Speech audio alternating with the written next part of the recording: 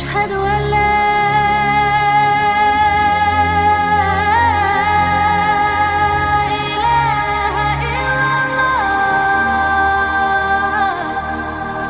tafsir daripada surah Al-Fil yang di dalamnya tentu ada kisah yang menarik, kisah Ashab Al-Fil, kisah tentang pasukan gajah. Ma'asyiral muslimin yang dimuliakan Allah Subhanahu wa taala, ikhwan akhwat yang dimuliakan Allah Azza wa Jal. Awal kisah ini berasal dari sebuah negeri di Yaman namanya Najran. Di Yaman ada satu negeri namanya Najran. Najran ini mayoritas manusianya beragama Nasrani kala itu. Najran mayoritas agamanya kala itu adalah Nasrani. Tetapi tentu Nasrani yang masih berpegang dengan agama Isa ibnu Maryam, bukan Nasrani yang sudah menuhankan Isa, mengatakan Isa anak Tuhan, Isa satu di antara tiga Tuhan, atau Isa adalah Tuhan itu sendiri. Bukan itu. Tapi Nasrani yang masih mentauhidkan Allah Subhanahu wa taala. Masalahnya di Najran itu dipimpin oleh seorang raja, rajanya pula Yahudi, namanya Dzu Nuwas. Dzu Nuwas namanya. Karena Malikul Arab, raja-raja Arab itu biasanya, terutama raja Yaman, itu selalu namanya dimulai dengan kalimat Dzu. Seperti Dzulqarnain dari Yaman. Dzu Nuwas itu raja Najran. Lah Dzu Nuwas ini agamanya Yahudi, tetapi masyarakat Najran itu mayoritas Nasrani.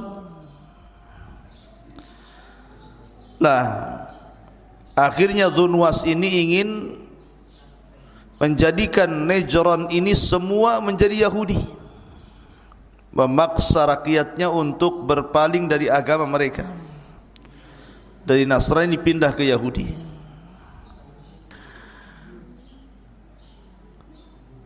Lah sebagaimana raja-raja di zaman dahulu seperti Namrud ataupun Fir'aun, maka Dzu Nuwas pun mengaku Tuhan.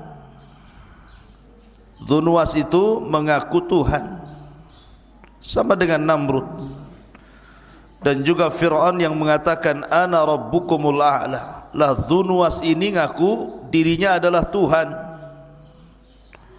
yang harus disembah oleh kaumnya. Untuk supaya meyakinkan bahwa dirinya adalah Tuhan, Dzu Nuwas ini punya tukang sihir. Tukang sihir inilah yang kemudian membuat keajaiban-keajaiban, seolah-olah keajaiban itu datang dari Dzu Nuwas, sehingga masyarakatnya merasa ketakutan dan menganggap Dzu Nuwas adalah Tuhan. Jadi Dzu Nuwas itu punya tukang sihir, dan tukang sihirnya itu selalu membuat keanehan, khususnya untuk Dzu Nuwas, dan supaya masyarakatnya melihat bahwa dia adalah seorang Tuhan, padahal datang dari sihirnya tukang sihir Dzu Nuwas. Lah kata tukang sihirnya Dzu Nuwas sudah tua, akhirnya dia ngomong sama Dzu Nuwas untuk dicarikan anak muda.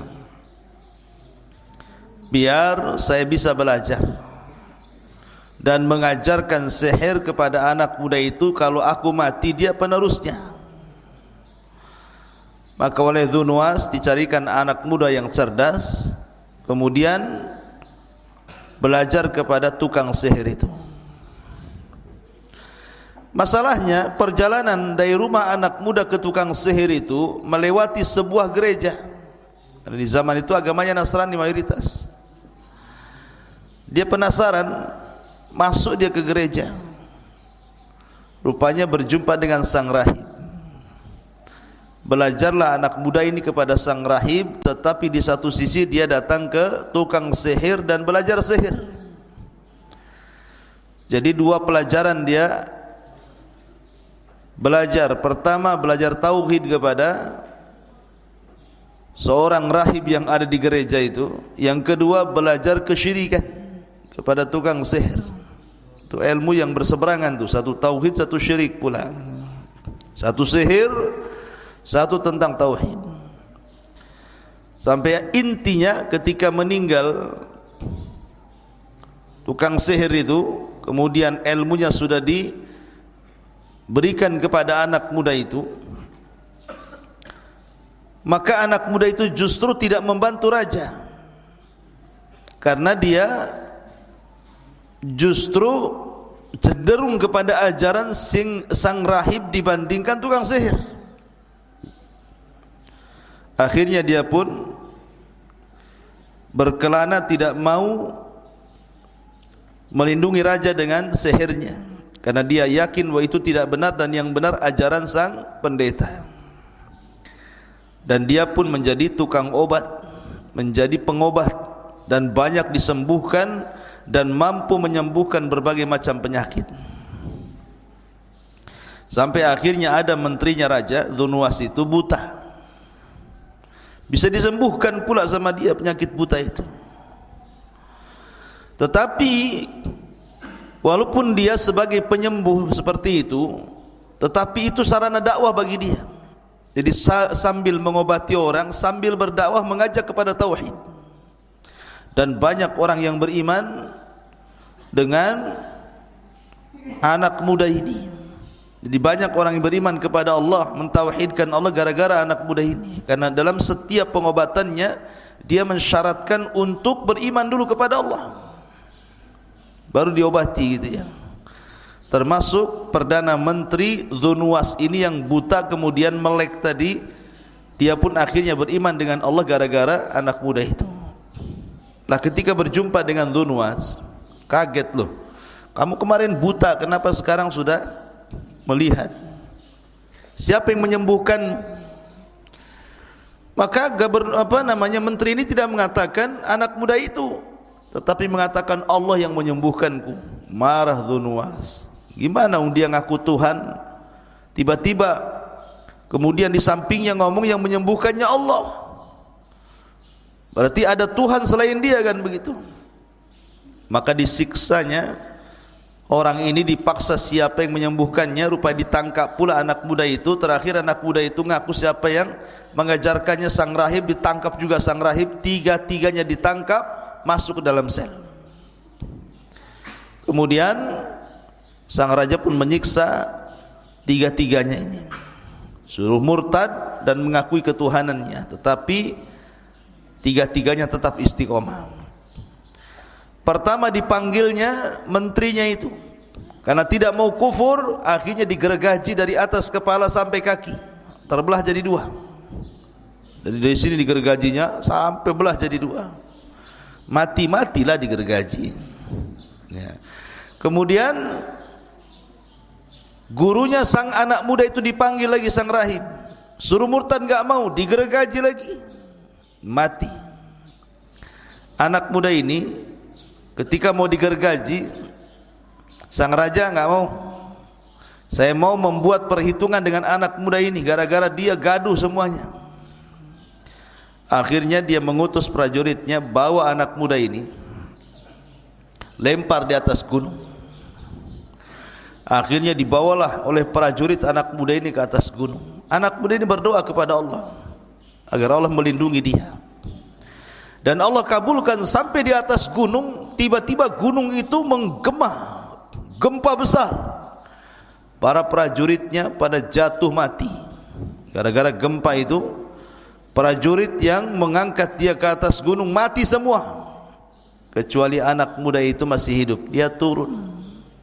Kaget sang raja melihat dia masih hidup. Ditangkap lagi anak muda itu.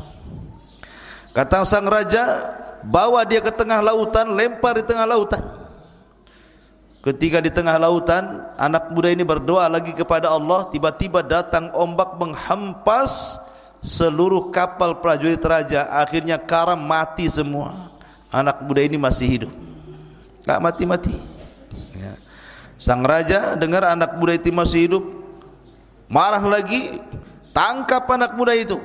Jadi asli ditangkap, mau dibunuh, tak bisa-bisa, tak bisa mati anak muda ini. Sampai suatu ketika anak muda ini karena sudah tahu dia tidak mungkin lolos, kemanapun dia pergi pasti ditangkap dan akan ada upaya pembunuhan. Dia ingin kematiannya husnul khotimah. Akhirnya dia pun mengatakan kepada sang raja, raja, Dhunwas, kamu tidak akan bisa membunuhku kecuali ikuti saranku. Kumpulkan manusia di lapangan, buatkan aku tiang gantungan, salib aku di tiang itu. Aku akan berikan satu anak panah kepadamu. Dengan anak panah itu, kau lemparkan anak panah itu, arahkan ke pelipis mataku. Tetapi sebelum kau lepaskan anak panah itu, kau harus mengucapkan Bismillahi Rabbil Ghulam. Bismillahi Rabbil Ghulam. Sepakat raja. Senang dia, oh begini cara membunuhmu ya. Baik katanya. Dikumpulkan orang-orang Najran. Sampai-sampai Ibnu Katsir rahimahullah ta'ala menyebutkan jumlahnya itu sampai 20.000 lebih manusia yang ada di Najran dikumpulkan. 20.000 lebih hadir di lapangan itu. Kemudian raja pun membuat tiang gantungan, disaliblah anak muda itu di situ. Kemudian anak muda itu setelah memberikan anak panah kepada sang raja Dhunwas, maka Dhunwas ingin menampakkan bahwa dia adalah Tuhan dan bisa membunuh anak muda itu. Ditariknya anak panah dari busurnya. Kemudian dia mulai membaca Bismillahi Rabbil Ghulam. Tidak sadar dia akan ngaku Tuhan, tetapi dia malah mengucapkan Bismillah dengan menyebut nama Allah, Rabbnya si fulan, secara otomatis membatalkan ketuhanannya. Ya. Dia kan Tuhan, harusnya jangan ngomong Bismillah Birabbil Ghulam. Tapi itulah siasat anak muda itu. Ketika dia menyebutkan Bismillahi Rabbil Ghulam, orang-orang mendengar semuanya, melesatlah anak panah itu tepat di pelipis anak muda itu, kemudian meninggal. Manusia yang menyaksikan ketika itu, tiba-tiba mereka berteriak, Amanna bi Rabbil Ghulam, Amanna bi Rabbil Ghulam. Kami beriman dengan Rabbnya anak muda itu. Melihat hal itu raja stres. Ini yang beriman 3 orang, gara-gara matinya anak muda ini yang beriman 20.000 orang. Namanya gugur satu, tumbuh 20.000 tuh. Ya. Jadi raja stres nih. Kok bisa orang-orang ini beriman secara cepat seperti itu? Itulah hidayah. Meninggal saja anak muda ini, bangkit 20.000 orang dan mengatakan amanna bi Rabbil Ghulam, kami beriman dengan Rabbnya si gulam. Akhirnya sang raja marah dan dia mengatakan kepada prajuritnya, tutup gerbang, jangan ada satupun orang-orang itu keluar dari gerbang. Maka ditutuplah sang prajurit, tidak ada boleh keluar dari lapangan itu. Akhirnya satu persatu kata sang raja, buat mereka murtad kembali dan mengakui ketuhananku. Kalau tidak, hukum mereka. buatkan parit yang sangat besar, masukkan kayu sebanyak-banyaknya, bakar dengan api sebesar-besarnya. Siapapun yang tidak mau mengakui diriku Tuhan, masukkan dia ke dalam api itu. Betul-betul dibuat parit api. Satu persatu dari 20.000 itu suruh murtad. Subhanallah, tidak ada satupun yang murtad. Tidak ada satupun yang murtad. Semua masuk ke dalam api itu. Sampai kepada seorang ibu yang membawa anaknya, hampir ragu-ragu dia. Masalahnya anak kecilnya itu mau dilemparkan ke api. Tetapi tiba-tiba Allah membuat bicara anak itu dan mengatakan, wahai ibuku, jangan takut, masuklah kau ke dalam api, karena engkau dan aku akan berjumpa di sorga. Baru kemudian dia melemparkan diri ke dalam api. 1, 2, 3 sampai ribuan, dan hampir 20.000 lebih masuk ke dalam api itu. Dan Allah takdirkan dari sekian orang yang diuji dengan api itu, ada 1-2 orang yang mampu melarikan diri atas kehendak Allah. Jadi 1-2 orang itu melarikan diri. Dia tidak sempat masuk ke dalam api dan tidak sempat dipaksa dilempar ke dalam api, dan berhasil melarikan diri. Maka berangkatlah dari Najran menuju Syam, dan kala itu Syam adalah wilayah Nasrani terbesar. Wilayah agama Nasrani terbesar itu di Syam. Melaporkan tentang kekejaman Dzunwas yang ada di Najran.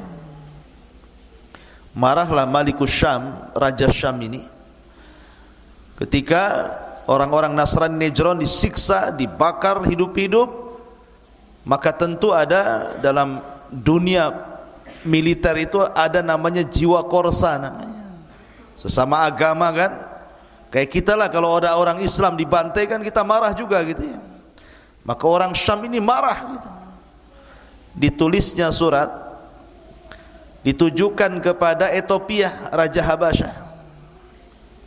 Karena yang paling dekat dengan Yaman itu Ethiopia. Maka ditulislah surat oleh Raja Syam kepada Raja Ethiopia yang ada di Habasyah, agar menyelesaikan urusan Najran. Setelah kemudian Raja Habasyah membaca kabar daripada Raja Syam tentang pembantaian di Najran terhadap orang-orang yang beragama Nasrani, marahlah Raja Habasyah ini, karena Habasyah juga negeri yang banyak mayoritas Nasrani kala itu. Maka diutuslah 2 pasukan besar dipimpin oleh 2 jenderal. Pertama namanya Abrahatul Asram. Ini muncul nama Abraha di sini. Ya, pertama namanya Abrahatul Asram. Yang kedua namanya Riyadh. Jadi Raja Ethiopia mengirim 2 jenderal besar dengan pasukan besar. Pertama dipimpin oleh Abrahatul Asram, yang kedua dipimpin oleh Riyadh. Berangkatlah 2 jenderal dengan 2 pasukan ini dari Habasyah menuju Najran, Yaman. Lah akhirnya kemudian setelah sampai pasukan itu ke Yaman, maka digempurnya Najran oleh 2 pasukan besar ini, oleh Riyadh dan Abrahatul Asram, dan berhasil dikuasai Najran oleh 2 jenderal asal Habasyah Ethiopia ini. Kemudian Dzunwas pun melarikan diri. Akhirnya kemudian dikejar dan berhasil dibunuh di lautan. Nah, setelah meninggal Dzunwas, maka kondisi Najran kembali kondusif, kembali menguat agama Nasrani, dan dipimpin oleh 2 jenderal, Abrahatul Asram dan Riyadh. Dalam sebuah daerah, ikhwan, tidak mungkin dipimpin 2 orang. Wali kota saja di Batam 1 sama dengan gubernur 1. Tidak mungkin wali kota dalam satu daerah 2. Bisa pecah kongsi nanti. Makanya ketika itu Abraha Dia licik, dia ingin membunuh Riyadh supaya dia satu-satunya penguasa Najran di bawah kekuasaan Habasyah atau di bawah kekuasaan Ethiopia ketika itu. Akhirnya dengan kelicikan Abraha, dengan taktik dan politiknya Abraha, akhirnya Abraha berhasil membunuh kawannya sendiri namanya Riyadh. Ketika Abraha membunuh Riyadh, marah ini Malikul Habasyah ini, Raja Ethiopia ini, kok bisa jenderalnya dibunuh oleh Abraha. Akhirnya kemudian ngirim surat kepada Abraha, seolah-olah mengatakan, kenapa kau bisa membunuh Riyadh? Kalau kau tidak bisa mendatangkan alasan itu, kami akan datangkan pasukan yang besar dan akan membunuhmu dan akan membunuh pasukanmu. Akhirnya Abraha pun ingin menangkan Raja Ethiopia. Cerdas Abraha ini. Dibawanya emas-emas dari Yaman, dibawanya barang-barang berharga dari Yaman, termasuk tanah Yaman. Kemudian dikirim ke Ethiopia dan mengatakan, sesungguhnya kami tidak memberontak Anda wahai raja, kami tetap berada di bawah kekuasaan Ethiopia. Dari situ sang raja akhirnya percaya dengan Abraha, kemudian mengukuhkan kekuasaan Abraha menjadi wakil dari Habasyah Ethiopia untuk memegang Najran Yaman. Maka jadilah Abraha raja Najran menggantikan Dzunnuwas. Lah setelah Abraha menjadi raja, Abraha ini kan bukan orang Arab, tidak pandai pun berbahasa Arab. Dia melihat kebiasaan orang-orang Arab. Yaman itu kan Arab, kalau Ethiopia bukan Arab. Jadi melihat kebiasaan orang Yaman. Orang Yaman itu suka datang ke Mekah, mengagungkan Ka'bah setiap setahun sekali. Mereka melakukan haji dan umroh, tentunya ala jahiliyah lah, tapi masih mengagungkan Ka'bah. Terpikirlah oleh Abraha untuk mengalihkan kiblat manusia dari Ka'bah ke Najran. Gimana caranya orang Arab tidak datang lagi ke Ka'bah dan datang ke Najran? Akhirnya dibuatlah oleh Abraha itu semacam gereja termegah kala itu, tertinggi kala itu, sampai disebut Kullas. Diambil dari kolam suah. Kolam suah itu peci ya, bahasa Arabnya. Saking tingginya disebut Kullas. Tinggi banget gerejanya itu, tinggi sekali, besar, megah, tinggi gitu kan gerejanya. Sampai kalau negak ke atas itu kopiahnya jatuh, saking tingginya itu, lehernya pegel.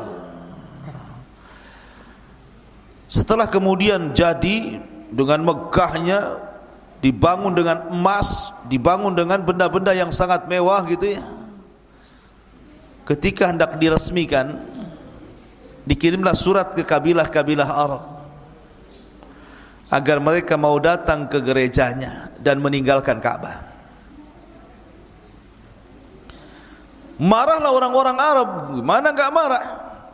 Enggak bisa menggantikan Ka'bah dengan gereja. Siapa yang bisa menggantikan Ka'bah dengan gereja? Tidak ada. Kemarahannya sampai akhirnya seorang laki-laki dari Bani Kinana, seorang anak muda dari Bani Kinana, berjalan kaki dari Mekah menuju Yaman.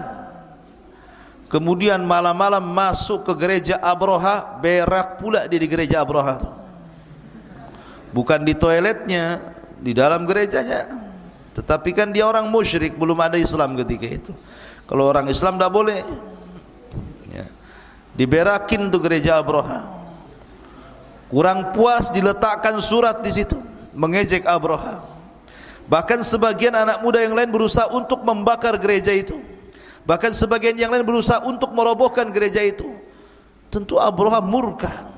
Bagaimana mungkin orang-orang ini hendak melecehkan dirinya dengan cara menghancurkan gerejanya? Maka dari situ Abraha mencari-cari tahu siapa penyebabnya, apa alasannya.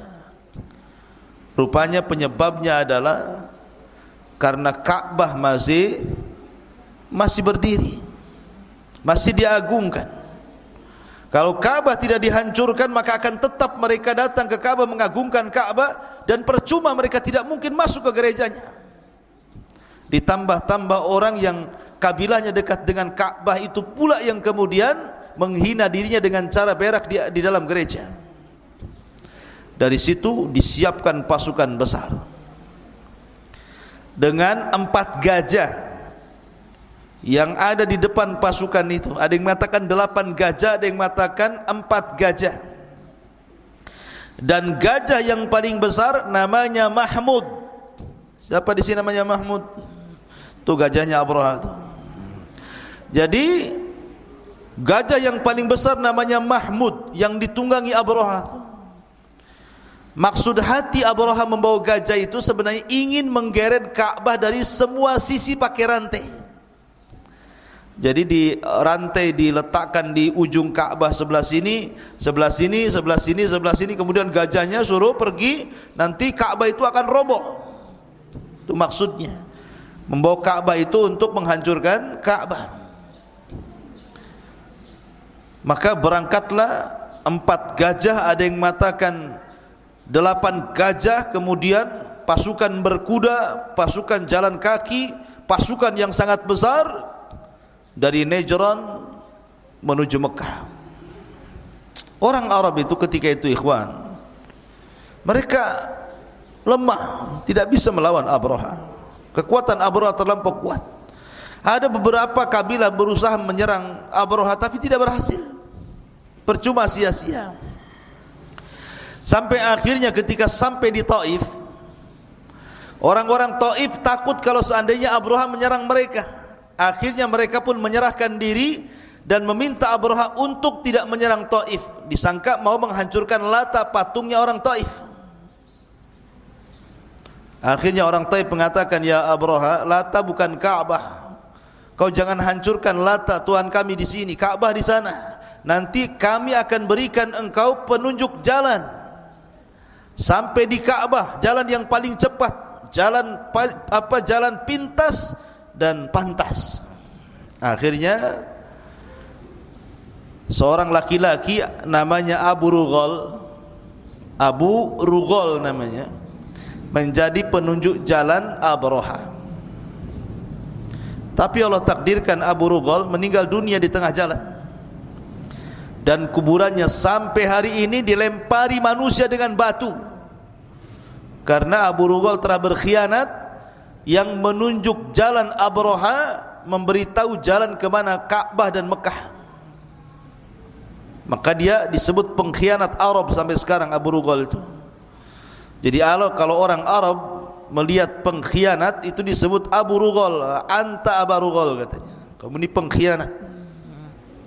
Jadi kuburannya dilempari batu, dirajam sampai sekarang kuburannya itu. Udah mati pun masih dilempari batu. Kemudian kalau melempari batu dikatakan pengkhianat kau katanya.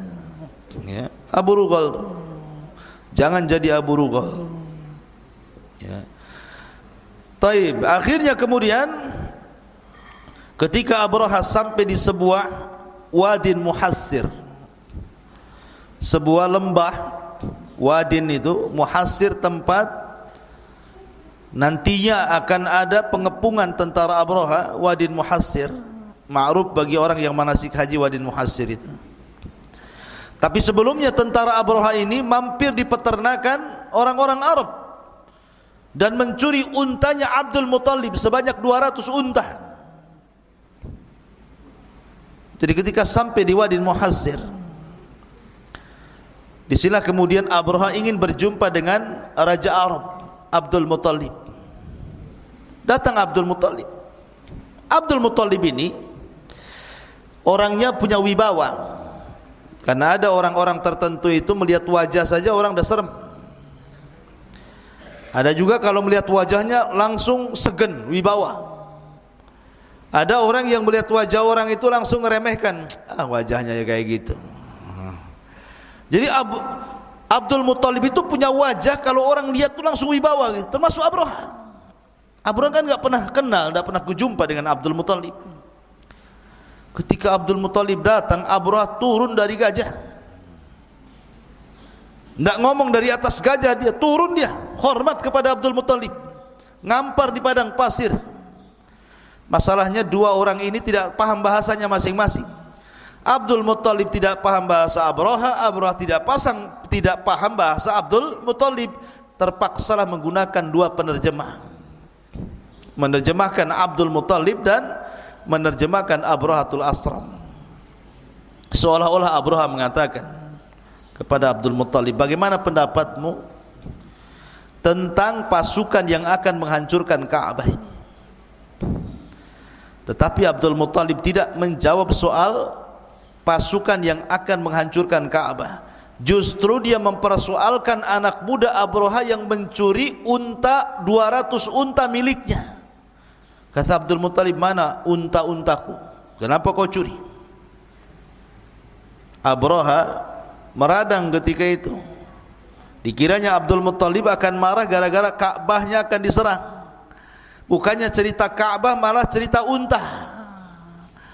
Maka Abraha pun langsung hilang karismanya. Abdul Muttalib langsung hilang karismatiknya di hadapan Abraha dan mengatakan, aku cerita tentang penyerangan, kau pula cerita tentang unta.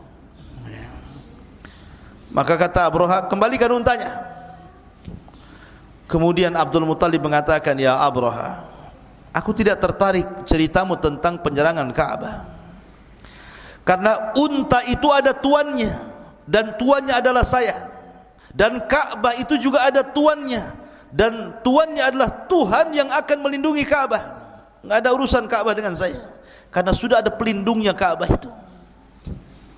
Akhirnya Abdul Muttalib pun mengambil unta-untanya, mengumpulkan kabilah-kabilah di sekitar Arab, kemudian berdoa kepada Allah Azza wa Jalla. Begitulah orang-orang musyrik, di saat genting mereka berdoa kepada Allah, tapi di saat mereka senang mereka menyekutukan Allah Azza wa Jalla. Wa idza raqibu fil fulki da'awullaha mukhlishina lahuddin falamman najahum idzahum musyrikun. Apabila mereka diombang-ambing di tengah lautan dalam kondisi genting, mereka berdoa ikhlas karena Allah, tapi ketika diselamatkan mereka melakukan kesyirikan. Begitu kebiasaan orang musyrik. Abdul Muttalib pun bermunajat kepada Allah untuk supaya warganya tidak ada yang kena, Ka'bah tidak hancur, dan begitu seterusnya. Akhirnya mereka pun disuruh naik ke mana? Ke Jabal Abi Qubais, yang sekarang jadi istana raja. Naik semua ke Jabal Abi Qubais, mau melihat apa yang terjadi dengan Abraha dan pasukannya di atas gunung itu. Maka semua kabilah-kabilah yang dekat dengan Ka'bah naik semua ke Jabal Abi Qubais, dilihatin dari atas tuh, mau apa Abraha tuh. Ketika Abraha sudah mendekati Ka'bah, kan di Wadi Muhassir itu kan sudah mendekati Ka'bah, tiba-tiba untanya enggak mau gerak. Disuruh menghadap Ka'bah, jalan ke Ka'bah enggak mau jalan, tapi ke tempat lain mau dia. Kalau disuruh berdiri jalan ke arah Ka'bah enggak mau, langsung deprak lagi. Tapi kalau diarahkan ke selain Ka'bah langsung berdiri dan siap jalan gitu kan. Ada apa ini? Ya, kok begini? Akhirnya kemudian Allah Subhanahu wa taala menghendaki lain. Tiba-tiba langit gelap, bukan karena awan. Ketika Abraha dan pasukannya melihat ke langit, rupanya gelapnya langit itu karena tertutup oleh burung-burung laut yang berwarna hitam. Itulah burung ababil. Allah kirim burung-burung laut yang disebut dengan ababil. Kemudian burung itu menutup matahari, menutup awan, sehingga gelap gulita, dan setiap burung membawa batu-batu yang sangat panas. Minimalnya 3 batu satu burung, 2 di tangan dan 1 di paruhnya. Kemudian mereka pun melempari batu itu melesat seperti tembakan senapan. Kalau mengenai dadanya tembus ke belakang, mengenai kepalanya tembus ke belakang ke tengkuknya. Makanya Allah Subhanahu wa taala permisalkan seperti daun yang dimakan ulat. Lihat daun kalau dimakan ulat kan tembus tuh. Ya. Dari sini Allah Subhanahu wa taala gambarkan dalam Al-Qur'an peristiwa ini diabadikan, yang kemudian Allah Subhanahu wa taala firmankan dan dijadikan surat yang sangat pendek dalam Al-Quran dan dibaca sampai kiamat dibangkitkan. Apa suratnya? Suratul Fil, yang antum semua sudah hafal. Alam tara kaifa fa'ala rabbuka bi ashabil fil alam yaj'al kaidahum fi tadlil wa arsala alaihim tayran ababil tarmihim bihijaratin min sijil faja'alahum ka'asfin ma'kul. Tidakkah engkau lihat wahai Muhammad apa yang terjadi, apa yang diperbuat Rabbmu terhadap ashabul fil, pasukan Abrahatul Asram yang membawa pasukan gajah untuk menyerang Ka'bah itu. Alam tara kaifa fa'ala rabbuka bi ashabil fil alam yaj'al kaidahum fi tadlil, bukankah kami jadikan tipu daya mereka sia-sia? Lihat bagaimana Allah Subhanahu wa taala membatalkan makar mereka. Wa makaru makran wa makarna makran wallahu khairul makirin. Silakan kalian buat makar, Allah juga punya makar sendiri, dan sebaik-baik makarlah makarnya Allah Subhanahu wa taala. Fi tadlil wa arsala alaihim tayran ababil, kami utus kepada mereka burung-burung ababil, tarmihim, yang melempar mereka dengan batu-batu itu, faja'alahum ka'asfin ma'kul, maka Allah jadikan mereka seperti daun yang dimakan ulat, hancur. Ya, termasuk Abrahatul Asram. Maka orang itu setiap dilempar oleh batu-batu itu langsung meleleh dagingnya. Tidak ada yang selamat dalam peristiwa ini. Abraha sempat diselamatkan dan sampai di Son Ayaman, tapi kemudian juga Allah Subhanahu wa taala mengadab Abraha dan tetap mengalami kematian. Maka akhirnya terjadi irhasat, keajaiban-keajaiban dunia, karena setelah peristiwa ini 50 hari lahirlah baginda sallallahu alaihi wasallam sebagai sayyidul anbiya wal mursalin, penutupnya para nabi dan rasul. Dari peristiwa ini 50 hari setelahnya lahirlah Rasulullah. Makanya cerita ashabul fil disebut irhasat. Irhasat itu nama lain daripada mukjizat. Tapi irhasat itu keanehan yang terjadi sebelum Rasul diangkat menjadi nabi dan rasul, namanya irhasat. Ini keanehan.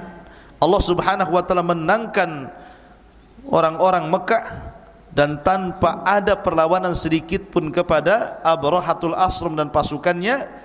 Tiba-tiba Allah Subhanahu wa taala mengirim burung. Lihat bagaimana Allah kalau menghancurkan sesuatu itu tidak perlu ngirim buaya, ngirim harimau, enggak perlu, cukup burung laut saja. Ya, terkadang kalau Allah mengadab sebuah kaum itu yang diutus apa? Nyamuk. Ingat Namrud? Namrud itu saking sombong yang ngaku Tuhan, sampai mau membunuh Ibrahim dan orang-orang yang mengikuti Ibrahim. Akhirnya Namrud diadab dengan satu nyamuk yang masuk di hidungnya, kemudian menggerogoti otaknya, akhir digedar-gedorkan otaknya ke tembok. Terakhir dia minta kepada khadimnya untuk mengambil sandal, dipukulkan di kepalanya. Pas dipukul mati dia.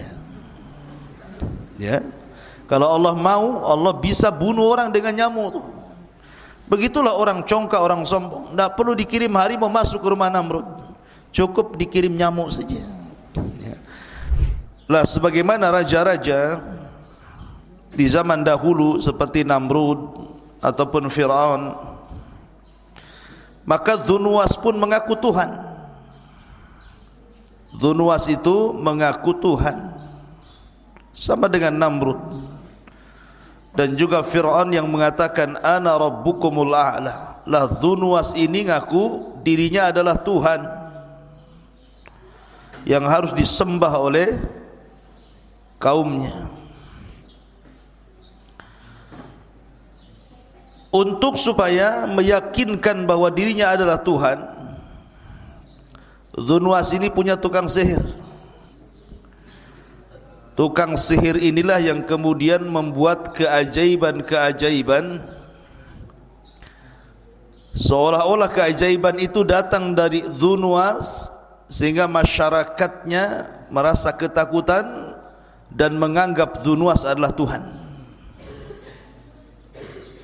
Jadi Dzunwas itu punya tukang sihir, dan tukang sihirnya itu selalu membuat keanehan, khususnya untuk Dzunwas, dan supaya masyarakatnya melihat bahwa dia adalah seorang Tuhan, padahal datang dari sihirnya tukang sihir Dzunwas.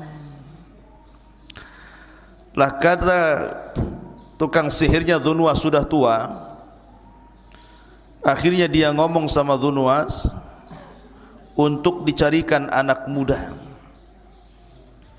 biar saya bisa belajar dan mengajarkan sihir kepada anak muda itu. Kalau aku mati, dia penerusnya.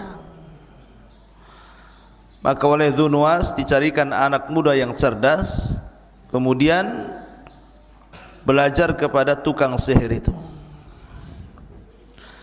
Masalahnya, perjalanan dari rumah anak muda ke tukang sihir itu melewati sebuah gereja.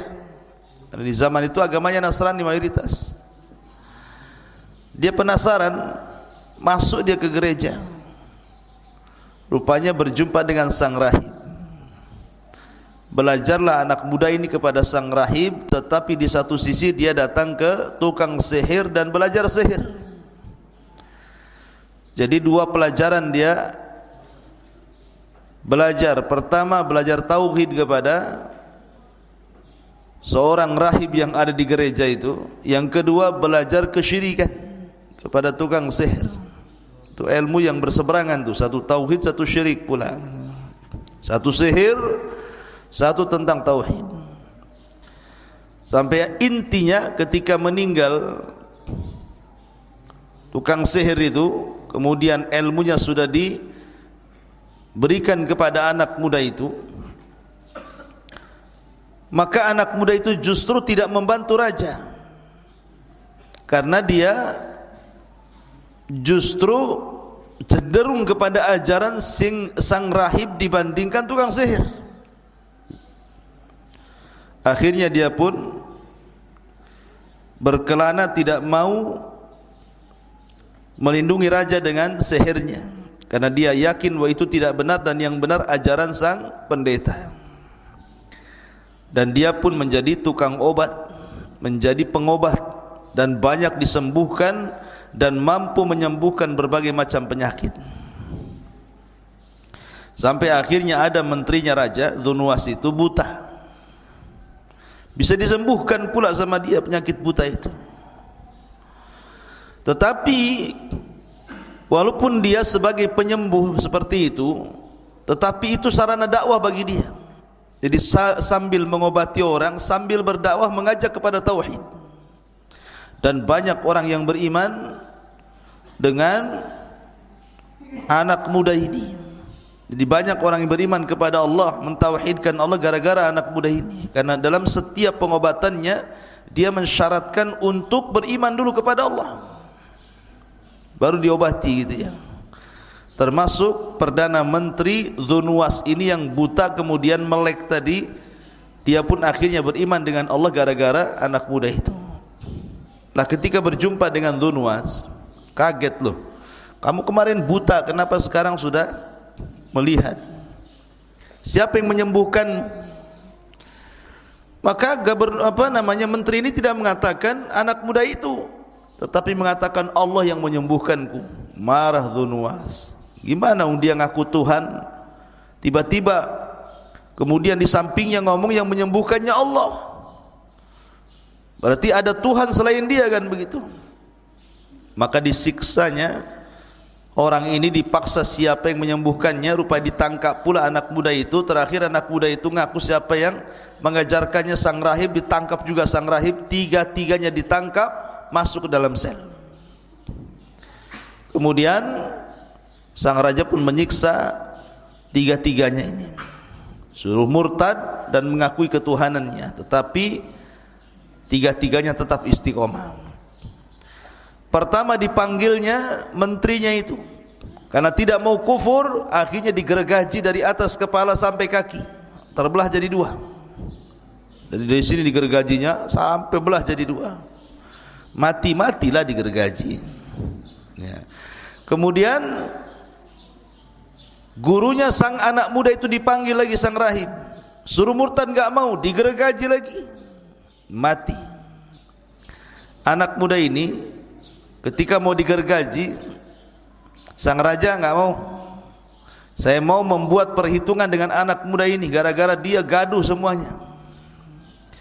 Akhirnya dia mengutus prajuritnya, bawa anak muda ini, lempar di atas gunung. Akhirnya dibawalah oleh prajurit anak muda ini ke atas gunung. Anak muda ini berdoa kepada Allah agar Allah melindungi dia. Dan Allah kabulkan. Sampai di atas gunung, tiba-tiba gunung itu menggema, gempa besar. Para prajuritnya pada jatuh mati. Gara-gara gempa itu, prajurit yang mengangkat dia ke atas gunung mati semua, kecuali anak muda itu masih hidup. Dia turun. Kaget sang raja melihat dia masih hidup. Ditangkap lagi anak muda itu. Kata sang raja, bawa dia ke tengah lautan, lempar di tengah lautan. Ketika di tengah lautan, anak muda ini berdoa lagi kepada Allah. Tiba-tiba datang ombak menghampas seluruh kapal prajurit raja. Akhirnya karam, mati semua. Anak muda ini masih hidup, tak mati-mati. Ya. Sang raja dengar anak muda itu masih hidup, marah lagi, tangkap anak muda itu. Jadi asli ditangkap, mau dibunuh, tak bisa-bisa, tak bisa mati anak muda ini. Sampai suatu ketika anak muda ini karena sudah tahu dia tidak mungkin lolos, kemanapun dia pergi pasti ditangkap dan akan ada upaya pembunuhan. Dia ingin kematiannya husnul khotimah. Akhirnya dia pun mengatakan kepada sang raja, raja, Dzunwas, kamu tidak akan bisa membunuhku kecuali ikuti saranku. Kumpulkan manusia di lapangan, buatkan aku tiang gantungan, salib aku di tiang itu. Aku akan berikan satu anak panah kepadamu. Dengan anak panah itu kau lemparkan anak panah itu, arahkan ke pelipis mataku. Tetapi sebelum kau lepaskan anak panah itu, kau harus mengucapkan Bismillahi Rabbil Ghulam. Bismillahi Rabbil Ghulam. Sepakat raja, senang dia. Oh, begini cara membunuhmu ya. Baik, katanya. Dikumpulkan orang-orang Najran. Sampai-sampai Ibnu Katsir rahimahullah ta'ala menyebutkan jumlahnya itu sampai 20.000 lebih manusia yang ada di Najran dikumpulkan. 20.000 lebih hadir di lapangan itu. Kemudian raja pun membuat tiang gantungan, disaliblah anak muda itu di situ. Kemudian anak muda itu setelah memberikan anak panah kepada sang raja Dzunwas, maka Dzunwas ingin menampakkan bahwa dia adalah Tuhan dan bisa membunuh anak muda itu. Ditariknya anak panah dari busurnya. Kemudian dia mulai membaca Bismillahi Rabbil Ghulam. Tidak sadar dia akan ngaku Tuhan, tetapi dia malah mengucapkan Bismillah dengan menyebut nama Allah, Rabbnya si fulan, secara otomatis membatalkan ketuhanannya. Ya. Dia kan Tuhan, harusnya jangan ngomong Bismillah Birabbil Ghulam. Tapi itulah siasat anak muda itu. Ketika dia menyebutkan Bismillahi Rabbil Ghulam, orang-orang mendengar semuanya, melesatlah anak panah itu tepat di pelipis anak muda itu, kemudian meninggal. Manusia yang menyaksikan ketika itu, tiba-tiba mereka berteriak, Amanna bi Rabbil Ghulam, Amanna bi Rabbil Ghulam. Kami beriman dengan Rabbnya anak muda itu. Melihat hal itu raja stres. Ini yang beriman 3 orang, gara-gara matinya anak muda ini yang beriman 20.000 orang. Namanya gugur satu, tumbuh 20.000 tuh. Ya. Jadi raja stres nih. Kok bisa orang-orang ini beriman secara cepat seperti itu? Itulah hidayah. Meninggal saja anak muda ini, bangkit 20.000 orang dan mengatakan amanna bi rabbil gulam, kami beriman dengan Rabbnya si gulam. Akhirnya sang raja marah dan dia mengatakan kepada prajuritnya, tutup gerbang, jangan ada satupun orang-orang itu keluar dari gerbang. Maka ditutuplah sang prajurit, tidak ada boleh keluar dari lapangan itu.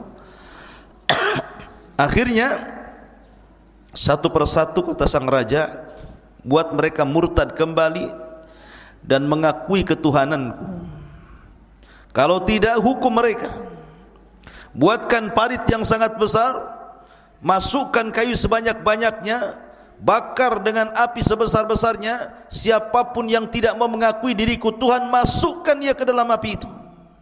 Betul-betul dibuat parit api.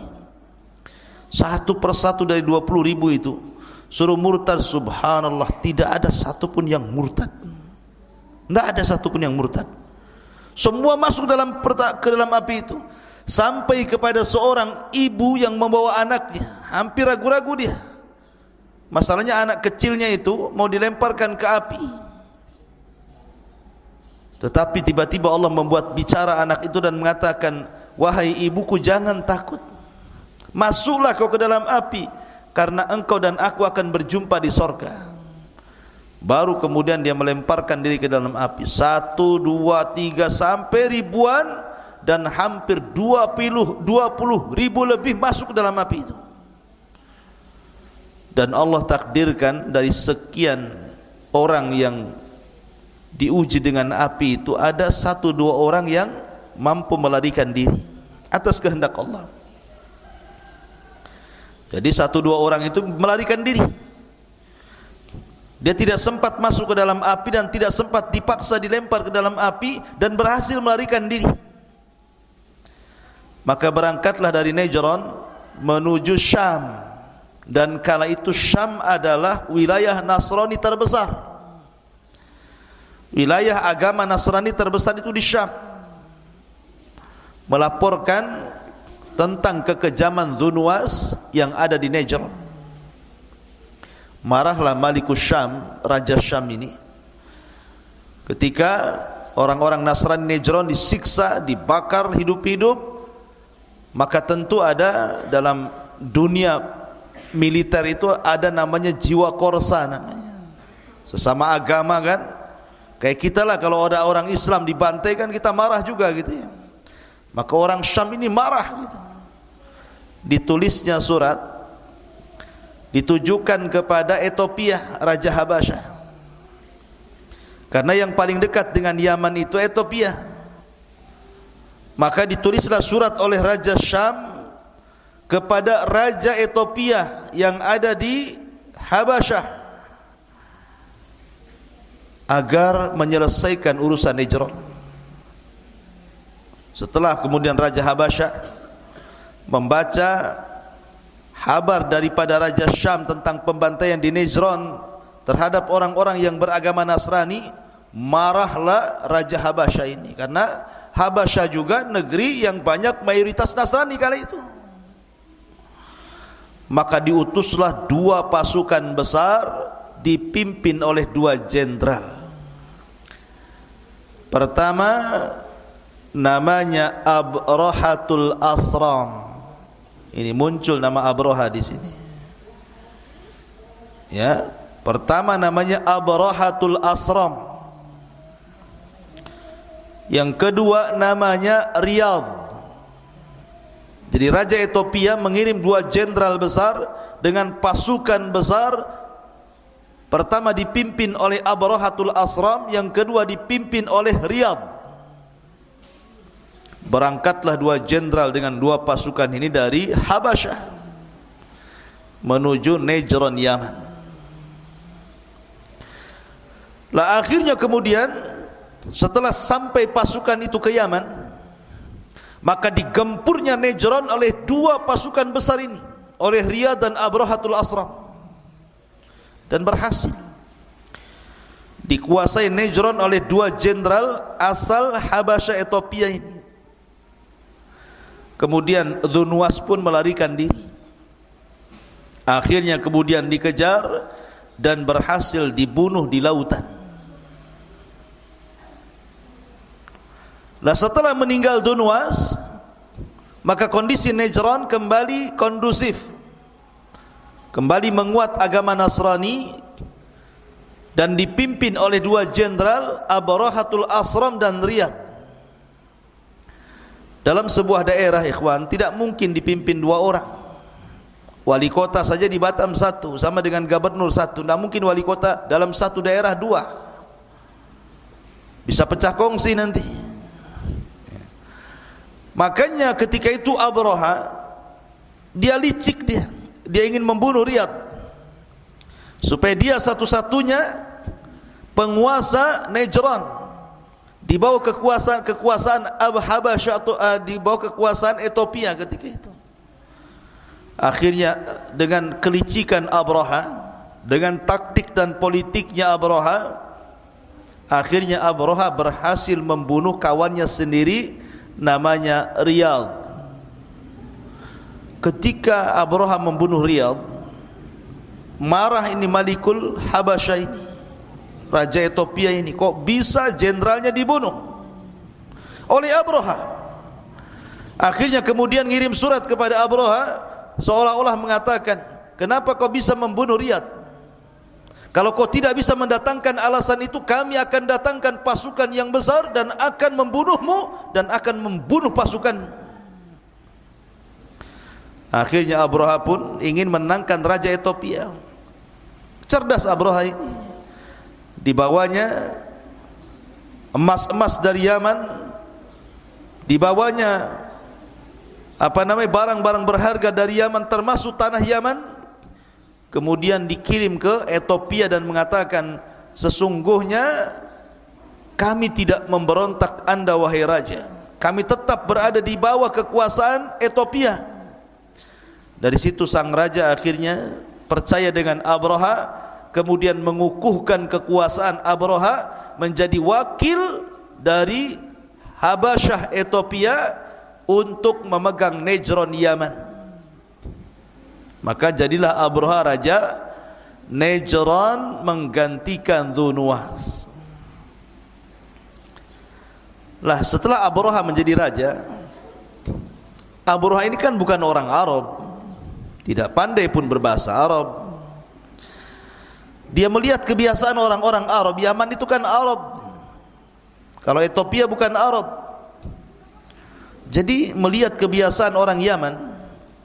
Orang Yaman itu suka datang ke Mekah, mengagungkan Ka'bah. Setiap setahun sekali mereka melakukan haji dan umroh, tentunya ala jahiliyah lah, tapi masih mengagungkan Ka'bah. Terpikirlah oleh Abraha untuk mengalihkan kiblat manusia dari Ka'bah ke Najran. Gimana caranya orang Arab tidak datang lagi ke Ka'bah dan datang ke Najran? Akhirnya dibuatlah oleh Abraha itu semacam gereja termegah kala itu, tertinggi kala itu, sampai disebut Kullas.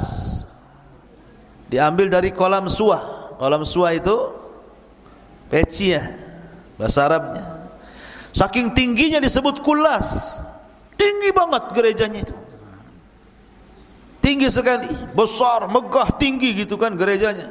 Sampai kalau negak ke atas itu kopiahnya jatuh, saking tingginya itu, lehernya pegel. Setelah kemudian jadi dengan megahnya, dibangun dengan emas, dibangun dengan benda-benda yang sangat mewah gitu ya. Ketika hendak diresmikan, dikirimlah surat ke kabilah-kabilah Arab agar mereka mau datang ke gerejanya dan meninggalkan Ka'bah. Marahlah orang-orang Arab. Gimana enggak marah? Enggak bisa menggantikan Ka'bah dengan gereja. Siapa yang bisa menggantikan Ka'bah dengan gereja? Tidak ada. Kemarahannya sampai akhirnya seorang laki-laki dari Bani Kinana, seorang anak muda dari Bani Kinana, berjalan kaki dari Mekah menuju Yaman. Kemudian malam-malam masuk ke gereja Abraha, berak pula dia di gereja Abraha. Bukan di toiletnya, di dalam gerejanya. Tetapi kan dia orang musyrik, belum ada Islam ketika itu. Kalau orang Islam tidak boleh. Ya. Diberakin tuh gereja Abraha. Kurang puas diletakkan surat di situ mengejek Abraha. Bahkan sebagian anak muda yang lain berusaha untuk membakar gereja itu. Bahkan sebagian yang lain berusaha untuk merobohkan gereja itu. Tentu Abraha murka. Bagaimana mungkin orang-orang ini hendak melecehkan dirinya dengan cara menghancurkan gerejanya? Maka dari situ Abraha mencari-cari tahu siapa penyebabnya, apa alasannya. Rupanya penyebabnya adalah karena Ka'bah masih berdiri, masih diagungkan. Kalau Ka'bah tidak dihancurkan, maka akan tetap mereka datang ke Ka'bah mengagungkan Ka'bah, dan percuma mereka tidak mungkin masuk ke gerejanya. Ditambah-tambah orang yang kabilahnya dekat dengan Ka'bah itu pula yang kemudian menghina dirinya dengan cara berak di dalam gereja. Dari situ disiapkan pasukan besar dengan 4 gajah yang ada di depan pasukan itu. Ada yang mengatakan 8 gajah, ada yang mengatakan 4 gajah. Dan gajah yang paling besar namanya Mahmud. Siapa di sini namanya Mahmud? Itu gajahnya Abraha. Jadi gajah yang paling besar namanya Mahmud yang ditunggangi Abraha. Maksud hati Abraha membawa gajah itu sebenarnya ingin menggeret Ka'bah dari semua sisi pakai rantai.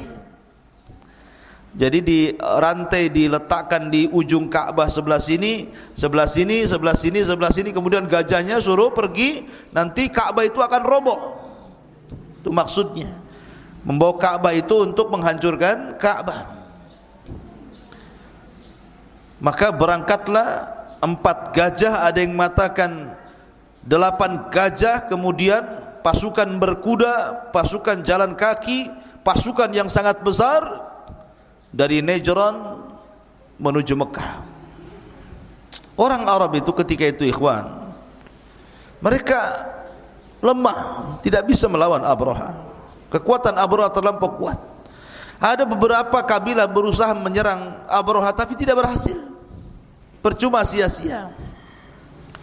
Sampai akhirnya ketika sampai di Taif, orang-orang Taif takut kalau seandainya Abraha menyerang mereka. Akhirnya mereka pun menyerahkan diri dan meminta Abraha untuk tidak menyerang Taif. Disangka mau menghancurkan Lata, patungnya orang Taif. Akhirnya orang Taif mengatakan, ya Abraha, Lata bukan Ka'bah. Kau jangan hancurkan Lata, Tuhan kami di sini, Ka'bah di sana. Nanti kami akan berikan engkau penunjuk jalan sampai di Ka'bah, jalan yang paling cepat, jalan pintas dan pantas. Akhirnya seorang laki-laki namanya Abu Rughal namanya, menjadi penunjuk jalan Abraha. Tapi Allah takdirkan Abu Rughal meninggal dunia di tengah jalan, dan kuburannya sampai hari ini dilempari manusia dengan batu, karena Abu Rughal telah berkhianat. Yang menunjuk jalan Abraha memberitahu jalan ke mana, Ka'bah dan Mekah. Maka dia disebut pengkhianat Arab sampai sekarang, Abu Rughal itu. Jadi kalau orang Arab melihat pengkhianat itu disebut Abu Rughal, anta Abu Rughal katanya, kamu ini pengkhianat. Jadi kuburannya dilempari batu, dirajam sampai sekarang kuburannya itu. Udah mati pun masih dilempari batu. Kemudian kalau melempari batu dikatakan pengkhianat kau katanya. Ya, Abu Rughal, jangan jadi Abu Rughal. Ya. Taib. Akhirnya kemudian ketika Abraha sampai di sebuah wadin muhassir, sebuah lembah, wadin itu muhassir, tempat nantinya akan ada pengepungan tentara Abraha. Wadin muhassir ma'ruf bagi orang yang manasik haji, wadin muhassir itu. Tapi sebelumnya tentara Abraha ini mampir di peternakan orang-orang Arab dan mencuri untanya Abdul Muttalib sebanyak 200 unta. Jadi ketika sampai di wadin muhassir, disinilah kemudian Abraha ingin berjumpa dengan Raja Arab Abdul Muttalib. Datang Abdul Muttalib. Abdul Muttalib ini orangnya punya wibawa. Karena ada orang-orang tertentu itu melihat wajah saja orang dah serem. Ada juga kalau melihat wajahnya langsung segen, wibawa. Ada orang yang melihat wajah orang itu langsung meremehkan, wajahnya ya kayak gitu. Jadi Abdul Muttalib itu punya wajah kalau orang lihat itu langsung wibawa gitu. Termasuk Abraha. Abraha kan enggak pernah kenal, enggak pernah berjumpa dengan Abdul Muttalib. Ketika Abdul Muttalib datang, Abraha turun dari gajah. Tidak ngomong dari atas gajah, dia turun, dia hormat kepada Abdul Muttalib, ngampar di padang pasir. Masalahnya dua orang ini tidak paham bahasanya masing-masing. Abdul Muttalib tidak paham bahasa Abraha, Abraha tidak paham bahasa Abdul Muttalib. Terpaksalah menggunakan dua penerjemah, menerjemahkan Abdul Muttalib dan menerjemahkan Abrahatul Asram. Seolah-olah Abraha mengatakan kepada Abdul Muttalib, bagaimana pendapatmu tentang pasukan yang akan menghancurkan Ka'bah ini? Tetapi Abdul Muttalib tidak menjawab soal pasukan yang akan menghancurkan Ka'bah. Justru dia mempersoalkan anak muda Abraha yang mencuri unta, 200 unta miliknya. Kata Abdul Muttalib, mana unta-untaku? Kenapa kau curi? Abraha meradang ketika itu. Dikiranya Abdul Muttalib akan marah gara-gara Ka'bahnya akan diserang. Bukannya cerita Ka'bah, malah cerita unta. Maka Abraha pun langsung hilang karismanya. Abdul Muttalib langsung hilang karismatiknya di hadapan Abraha dan mengatakan, aku cerita tentang penyerangan, kau pula cerita tentang unta. Maka kata Abraha, kembalikan untanya. Kemudian Abdul Muttalib mengatakan, ya Abraha, aku tidak tertarik ceritamu tentang penyerangan Ka'bah, karena unta itu ada tuannya, dan tuannya adalah saya. Dan Ka'bah itu juga ada tuannya, dan tuannya adalah Tuhan yang akan melindungi Ka'bah. Enggak ada urusan Ka'bah dengan saya, karena sudah ada pelindungnya Ka'bah itu.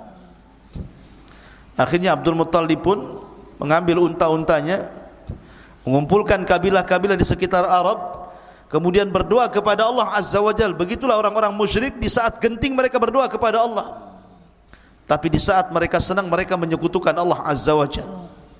Wa idza raqibu fil fulki da'awu Allah mukhlishina lahuddin falamman najahum idza hum musyrikun. Apabila mereka diombang-ambing di tengah lautan dalam kondisi genting, mereka berdoa ikhlas karena Allah, tapi ketika diselamatkan mereka melakukan kesyirikan. Begitu kebiasaan orang musyrik. Abdul Muttalib pun bermunajat kepada Allah untuk supaya warganya tidak ada yang kena, Ka'bah tidak hancur, dan begitu seterusnya. Akhirnya mereka pun disuruh naik ke mana? Ke Jabal Abi Qubais, yang sekarang jadi istana raja. Naik semua ke Jabal Abi Qubais, mau melihat apa yang terjadi dengan Abraha dan pasukannya di atas gunung itu. Maka semua kabilah-kabilah yang dekat dengan Ka'bah naik semua ke Jabal Abi Qubais, dilihatin dari atas tuh, mau apa Abraha tuh. Ketika Abraha sudah mendekati Ka'bah, kan di Wadi Muhassir itu kan sudah mendekati Ka'bah, tiba-tiba untanya enggak mau gerak. Disuruh menghadap Ka'bah, jalan ke Ka'bah enggak mau jalan, tapi ke tempat lain mau dia. Kalau disuruh berdiri jalan ke arah Ka'bah enggak mau, langsung deprak lagi. Tapi kalau diarahkan ke selain Ka'bah langsung berdiri dan siap jalan gitu kan. Ada apa ini? Ya, kok begini? Akhirnya kemudian Allah Subhanahu wa taala menghendaki lain. Tiba-tiba langit gelap, bukan karena awan. Ketika Abraha dan pasukannya melihat ke langit, rupanya gelapnya langit itu karena tertutup oleh burung-burung laut yang berwarna hitam. Itulah burung ababil. Allah kirim burung-burung laut yang disebut dengan ababil. Kemudian burung itu menutup matahari, menutup awan, sehingga gelap gulita, dan setiap burung membawa batu-batu yang sangat panas. Minimalnya 3 batu, 1 burung, 2 di tangan dan 1 di paruhnya. Kemudian mereka pun melempari batu itu melesat seperti tembakan senapan. Kalau mengenai dadanya tembus ke belakang, mengenai kepalanya tembus ke belakang ke tengkuknya. Makanya Allah Subhanahu wa taala permisalkan seperti daun yang dimakan ulat. Lihat daun kalau dimakan ulat kan tembus tuh. Ya. Dari sini Allah Subhanahu wa taala gambarkan dalam Al-Qur'an peristiwa ini diabadikan, yang kemudian Allah Subhanahu wa taala firmankan dan dijadikan surat yang sangat pendek dalam Al-Qur'an dan dibaca sampai kiamat dibangkitkan. Apa suratnya? Suratul Fil, yang antum semua sudah hafal. Alam tara kaifa fa'ala rabbuka bi ashabil fil alam yaj'al kaidahum fi tadlil wa arsala alaihim tayran ababil tarmihim bihijaratin min sijil faja'alahum ka'asfin ma'kul. Tidakkah engkau lihat wahai Muhammad apa yang terjadi, apa yang diperbuat Rabbmu terhadap ashabul fil, pasukan Abrahatul Asram yang membawa pasukan gajah untuk menyerang Ka'bah itu. Alam tara kaifa fa'ala rabbuka bi ashabil fil alam yaj'al kaidahum fi tadlil, bukankah kami jadikan tipu daya mereka sia-sia? Lihat bagaimana Allah Subhanahu wa taala membatalkan makar mereka. Wa makaru makran wa makarna makran wallahu khairul makirin. Silakan kalian buat makar, Allah juga punya makar sendiri, dan sebaik-baik makarlah makarnya Allah Subhanahu wa taala. Fi tadlil wa arsala alaihim tayran ababil, kami utus kepada mereka burung-burung ababil, tarmihim yang melempar mereka dengan batu-batu itu, faja'alahum ka'asfin ma'kul, maka Allah jadikan mereka seperti daun yang dimakan ulat, hancur. Ya, termasuk Abrahatul Asram. Maka orang itu setiap dilempar oleh batu-batu itu langsung meleleh dagingnya. Tidak ada yang selamat dalam peristiwa ini. Abraha sempat diselamatkan dan sampai di Son Ayaman, tapi kemudian juga Allah Subhanahu wa taala mengadab Abraha dan tetap mengalami kematian. Maka akhirnya terjadi irhasat, keajaiban-keajaiban dunia, karena setelah peristiwa ini 50 hari lahirlah baginda sallallahu alaihi wasallam sebagai sayyidul anbiya wal mursalin, penutupnya para nabi dan rasul. Dari peristiwa ini 50 hari setelahnya lahirlah Rasulullah. Makanya cerita ashabul fil disebut irhasat. Irhasat itu nama lain daripada mukjizat. Tapi irhasat itu keanehan yang terjadi sebelum Rasul diangkat menjadi nabi dan rasul, namanya irhasat. Ini keanehan. Allah Subhanahu wa taala menangkan orang-orang Mekah dan tanpa ada perlawanan sedikit pun kepada Abrahatul Asram dan pasukannya. Tiba-tiba Allah Subhanahu wa taala mengirim burung. Lihat bagaimana Allah kalau menghancurkan sesuatu itu tidak perlu ngirim buaya, ngirim harimau, enggak perlu, cukup burung laut saja. Ya, terkadang kalau Allah mengadab sebuah kaum itu yang diutus apa? Nyamuk. Ingat Namrud? Namrud itu saking sombongnya ngaku Tuhan sampai mau membunuh Ibrahim dan orang-orang yang mengikuti Ibrahim. Akhirnya Namrud diadab dengan satu nyamuk yang masuk di hidungnya, kemudian menggerogoti otaknya, akhir digedar-gedorkan otaknya ke tembok. Terakhir dia minta kepada khadimnya untuk mengambil sandal, dipukulkan di kepalanya. Pas dipukul mati dia. Ya, kalau Allah mau, Allah bisa bunuh orang dengan nyamuk tuh. Begitulah orang congkak, orang sombong. Tidak perlu dikirim harimau masuk ke rumah Namrud, cukup dikirim nyamuk saja. Ya. Ma'asyiral muslimin yang dimuliakan Allah Azza wa Jalla, inilah di antara kisah tentang ashab al-fil.